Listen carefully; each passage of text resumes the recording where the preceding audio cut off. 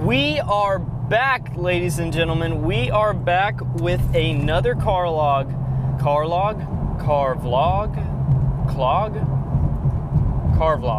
We're back with an in-car vlog today.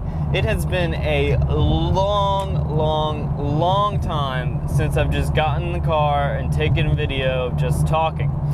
I mean, it's probably been since last summer. I don't remember if I did any this summer. I don't think I did. I might have, though. Maybe. Anyway, as some of you might know, I got another job this year. So last year, I answered the phones for the IT department. So if anyone called the IT help desk, I would answer the phones. I could help you. This road is so rough. I could help you reset your password, connect to Wi-Fi, yeah, little stuff like that for the most part. Oh, this road sucks. Oh my goodness. But this year, along with doing the IT job, I am now a valet attendant for different restaurants, events around the city. And it's so much fun. It's a good job. It can be pretty boring at times, especially if you don't get to park many cars. Like Wednesday, I was working night at night at a restaurant. Got there at 5 o'clock and got one car at like 5:45, 6 o'clock, and didn't get another car the whole entire time. Returned the car at like 7, sat there for another hour, got like $5. So that was that's sometimes it's not fun at that point. I just kind of stand there, listen to music, say hi to people as they pass. I don't know, it's not terrible.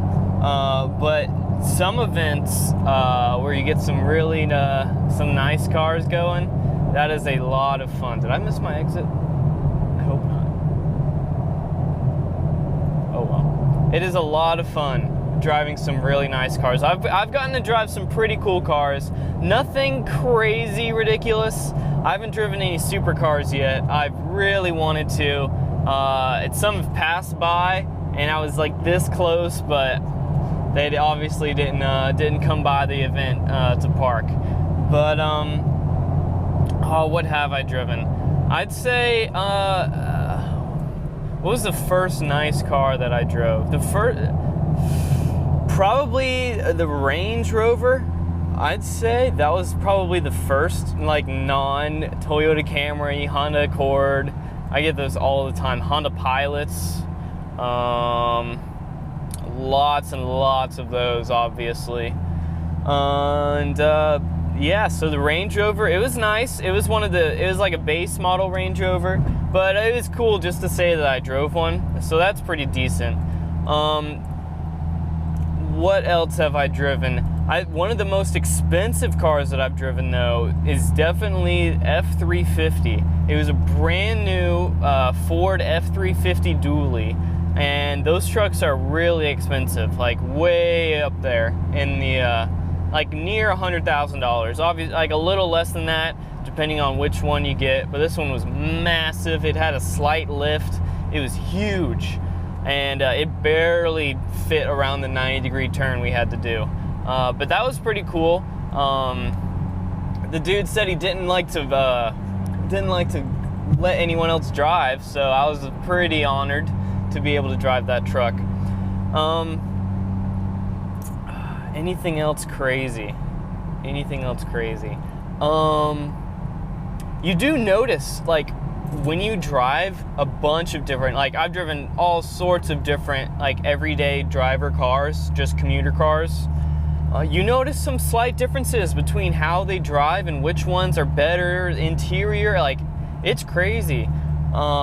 Just the amount of variety that you really notice when you drive all these different cars.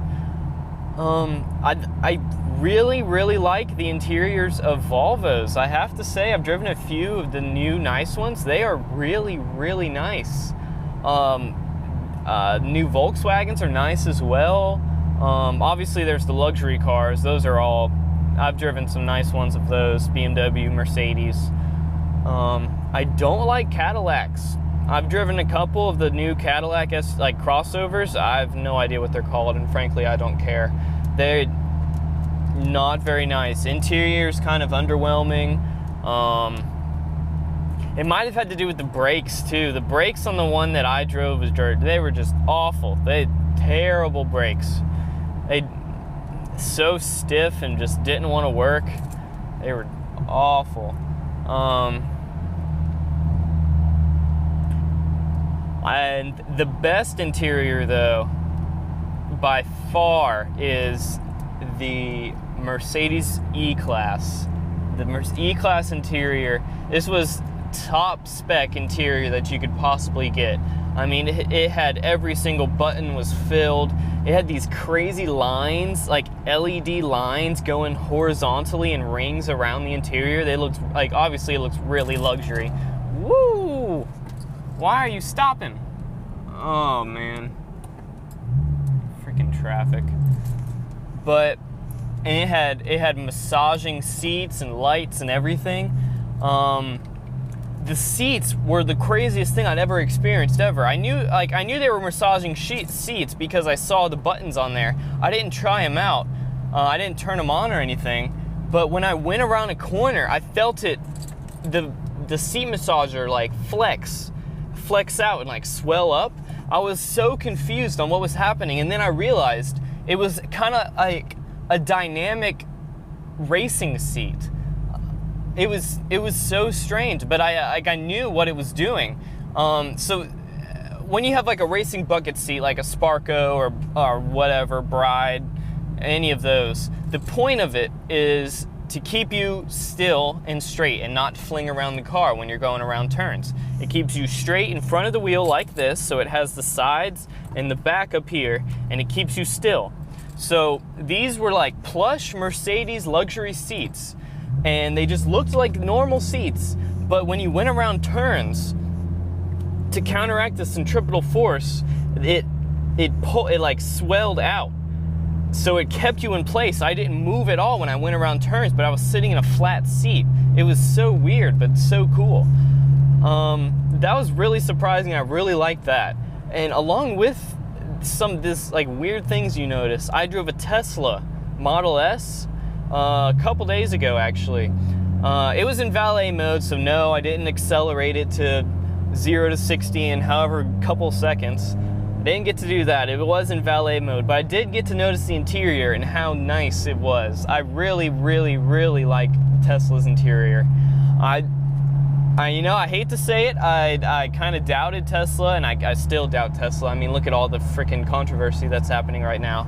But they do make some nice quality interiors on their really high-end cars. The seats were so comfortable. I really liked having that big screen. It had everything right there. It was really cool. I did sit there for a long time trying to figure out how to turn the thing off until I realized that you don't turn it off. You just get out of the car and close the door and everything locks down. I didn't know that, so I sat there like fiddling around with the screen, so I saw all the different options except for turning off the car, which doesn't exist. And I originally thought that Tesla made everything like proprietary on their cars, but one thing, the gear shifter to shift between park and drive and reverse is actually the exact same shifter and same placement and everything as the Mercedes shifter. I thought it was really weird. It's this little stalk right here, like on the opposite side of the turn signal. You go like down for drive, up for reverse, and you push in for park. Same exact thing as Mercedes. So that was pretty interesting to find out. And the craziest car that I've driven, and well, actually, let's lead up to the story here. So as you might know, I don't, or as you can tell right now as I'm driving, I don't own a manual car. This is not a manual. As much as I wish it was, it is not. And I have very little experience driving manual transmission cars. I drove a loaner ND Miata from the Mazda dealership, that was really cool. That was the first time I've ever even touched a manual transmission. So it was a little difficult. I didn't stall though the first time, which was, I was surprised. I just kind of got in, kind of like bogged a little bit, but I got off and moving and shifting, and it was a lot of fun. I guess from watching so many videos, it just kind of, it's in my head already on how to do it. So that was a little while ago, a couple years ago. And I hadn't really had the chance to drive many manual cars or vehicles since. And then I was working at a restaurant. This guy pulls up in a Volvo sedan. I was like, oh, cool. That's pretty cool. Volvo sedan. Actually, I didn't think that at all. I was just like, oh, okay. And got in. It was a manual Volvo sedan. Really cool. I had a lot of fun driving it. Pulled out straight up a hill in like stop and go traffic. So I was so scared to actually do it, but it worked out. I made it up the hill. That was the first time I'd driven manual as a valet, and it worked out well. I had a lot of fun. Then about 30 minutes later, same night, guy pulls up in a S197 like Mustang 2000. It was 2013-14, so same body style, but it was a Coyote. I knew it was a Coyote. And it was really loud, had a loud exhaust, but I couldn't really hear anything because he was just kind of slowly pulling in. He parked it. I saw that it was manual, so I was like, okay, I can do this. I can drive it. I know how to drive manual. I'm gonna do it. And then, so he got out, gave me his keys. I got in, had pillar pods right here, boost, had AFRs. I was like, oh shit.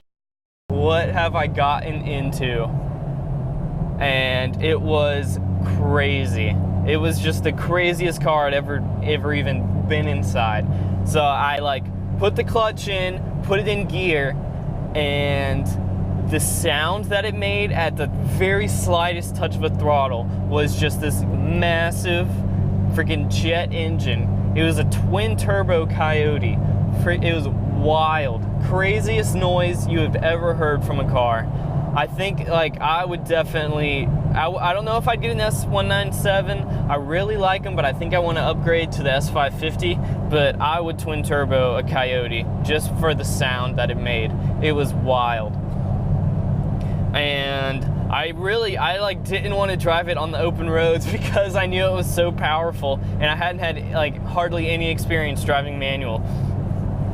So I stalled it once, but then got it finally in gear, or got it finally moving, moved it up like down the little road, parked it, like parallel parked it right there, like freaking sweating because I knew like how crazy this car was. And let's just say it was pretty awesome. I ended up, guy came out, popped the hood. It was fully built, bottom up, everything fully built, twin precision turbos. Made, I think he said it made over 850 horsepower, so just crazy numbers. I went from driving a manual freaking 100 horsepower Volvo to 850 horsepower twin turbo Coyote Mustang in like 30 minutes. So 0 to 100 or 0 to 850 so fast.